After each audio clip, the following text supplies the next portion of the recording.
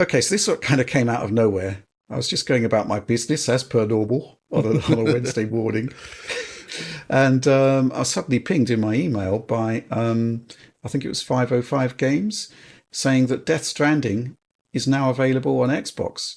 It's available on Xbox Series X and Xbox Series S. Out of nowhere. More to the point, you could buy it with a 50% discount, and I did just that. Uh, it was £18. £18 for Death Stranding Director's Cut Edition. I think that's just absolutely fantastic. Now, why did this happen? Why did it come out of nowhere? Why is, why was there literally zero marketing apart from a press release? Now, something Oliver pointed out in the Slack channel was that the release of Death Stranding on Xbox Series S and X is literally 5 years to the day since the original PlayStation 4 version came out, which basically strongly suggests that there was a 5-year exclusivity deal with Sony for the PlayStation versions. So there was like a console exclusivity. Obviously, it did appear on PC. I'm kind of curious about your thoughts about this. I have played the game. I have got some impressions about it, but what do you make about the strategy behind this, John? It's kind of bizarre, right? I mean, based on the wording in the statement, it seems like they simply reacquired the IP from Sony, right? Where Right. previously this was published as a Sony first-party game developed by Kojima Productions. So that, of course, that would not appear on Xbox. They have not embraced the Microsoft strategy just yet. So it makes perfect sense. But I suppose part of this all was related. I'm sure they had talks in the background going. Kojima's probably been trying to obtain the IP rights again. Now that they've had a successful game and the business is a success, right? It makes sense that Death Stranding 1 might have been funded, and Sony obviously played a big role in the development of the original game, right? They provided the technology, they provided money, they basically helped that studio get started. And now that they're successful, they can become fully independent and buy that IP back. And I'm sure that 5-year deal was part of the whole thing where it's like, at this point, we're willing to give the rights back to you guys. We sell them back. You now are in full control of Death Stranding. They can do whatever they want with it at this point. So now it's no longer a Sony game, basically. And that's what's changed. It is. So obviously this is going to be the talking point. This is the first time we've seen Decima running on Xbox, right? We've seen it on iPhone. We've seen it on PC. Now we're seeing it on Xbox. It's a good engine, as we know. And it's really interesting to see these results because based on what little I've seen through video, you'll have to give first-hand impressions, Rich. It actually looks really great on every platform. Yeah, absolutely. Let's kick off by taking a look at the PlayStation 5 quality mode versus Xbox Series X. And the introduction to the game starts off as a cinematic, 4K 60 cinematic, and then it basically segues into game engine stuff. And we've matched them up. Quality mode is essentially running unlocked up to 60 frames per second, and the resolution seems to be targeting 4K. We'll talk about that a bit later. And you can actually see the performance differentials here mapped between the equivalent modes, quality mode on PlayStation 5 and Xbox Series X. And Alex, it's quite interesting really because the big surprise that is no surprise whatsoever is that broadly they're very, very similar, which basically Yeah, sums up the entire generation. it's pretty funny actually. It's Yeah. interesting to see that by and large, PlayStation is a little bit faster, but there are sort of occasional bottlenecks that where PlayStation 5 seems to be impacted a little bit more than the Series X, which again kind of sums up the generation. Yeah, it's and I think that's almost weird because you look at this GPU differences, you'd expect them to have different strengths and minuses depending upon the scene, which you kind of see here, but you'd expect it to just be like a lot stronger of a difference based upon the hardware. Yeah. But I guess when you go across that API boundary and who knows exactly what this port is like behind the scenes, we have no input in that. Got to You be get just like DirectX an 12, surely. extremely similar, extremely similar performance there. Which, that's good. The game performed pretty well on PS5. Like I remember back when John did his review of the PS5 version, he recommended the ultra wide mode in the end, right, Yep. John?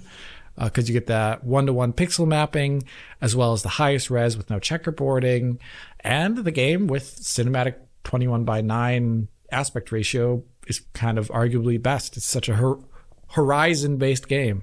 I was curious, is this the first time we've seen ever a Sony first-party engine running on an Xbox?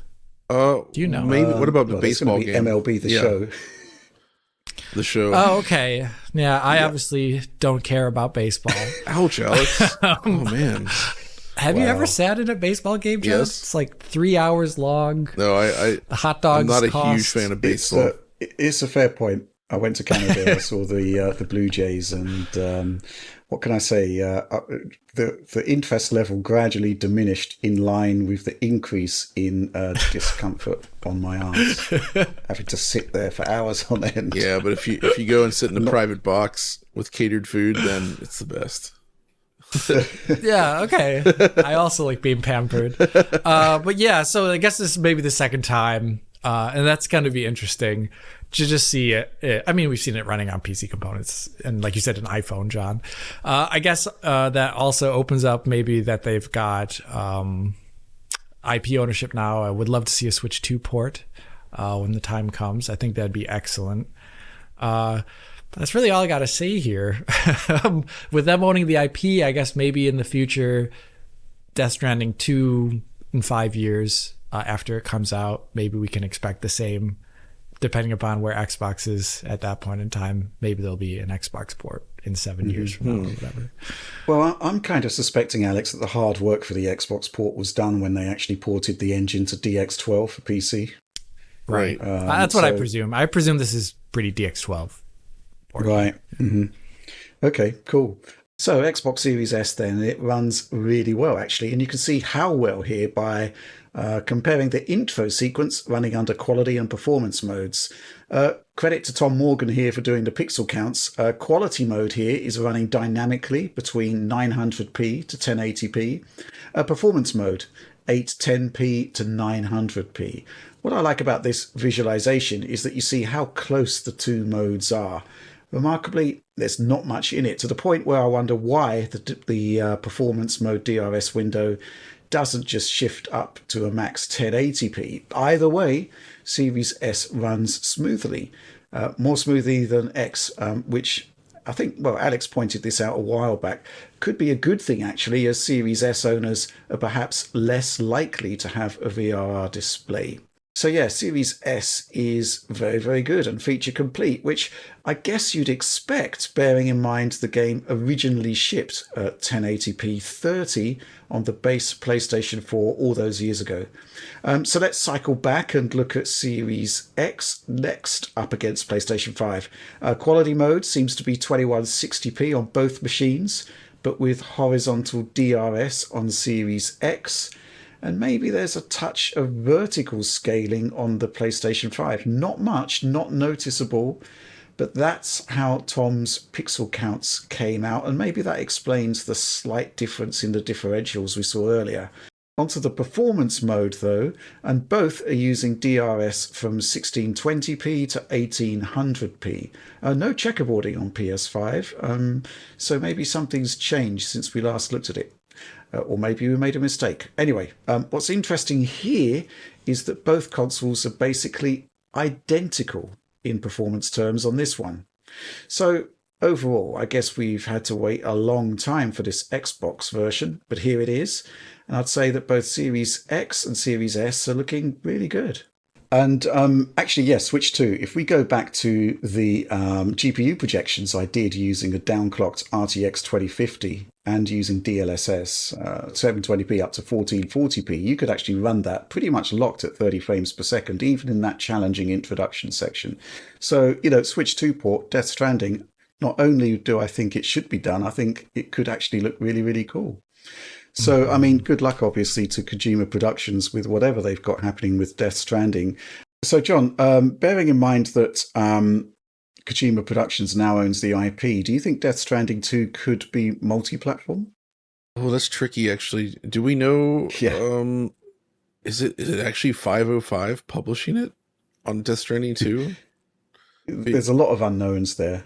I think it's more the philosophical element of whether it's I think actually I going to think be happening. so. Okay, looking on the site here, it seems like Death Stranding 2 is still listed as Sony Interactive Entertainment as the publisher, Right.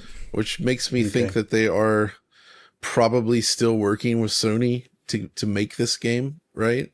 There's probably financial investment from Sony and technical assistance from Sony, which says to me that it will probably be another situation where it'll launch on PS5 first, maybe PC at the same time, maybe slightly later, and then other platforms will eventually follow, I'd imagine.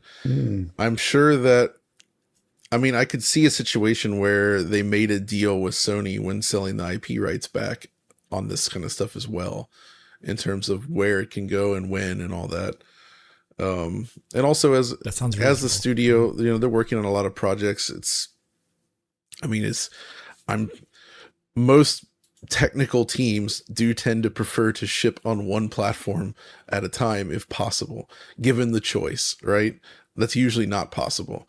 But if they can just ship on one machine at a time, that does likely mean that would have a better quality experience on each one at launch, hopefully. But I don't know, based on this publishing stuff, I assume that it's just Kojima and Sony are still working together on this project. But what's cool though is it seems like Kojima Productions has sort of formed relationships with everyone at this point, which is certainly good for them. They obviously still have an Xbox game in the works as well. So what's going to happen from here? I don't know. But I do think Death Stranding 2 will not be on Xbox at launch. But I do think it will eventually come to whatever the Xbox is in so many years, right? Like, I don't think it's going to come to Series X, because I don't think Series X is going to be much of a thing by the time that this game might appear on Xbox, basically. I agree with that. Yeah. Right. Wow. Actually, just to sort of finish off this story, literally like 1 minute after I received that email, I received another email that said that Death Stranding is now available on Amazon Luna. Oh, shoot. It's just great. You know, who can even remember that platform exists? It took a while. Oh, dear. After you said it, I was like, Amazon.